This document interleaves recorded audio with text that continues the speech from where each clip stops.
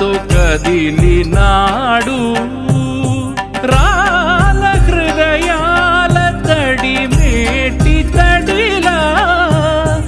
కరుణ గలవరుణుడై కరిగినాడు అతనొక ఆకాశం అంతెరుగని శూన్యం ఆవిరి మేఘాలే అతని సొంతం మరమరి కలవైరం కాల్చెడి అంగారం వెలుగుల వైభోగం అతని నయనం ప్రాణరుణ బంధముల తరువును పుడమిగ నిలుపుటె తన గుణం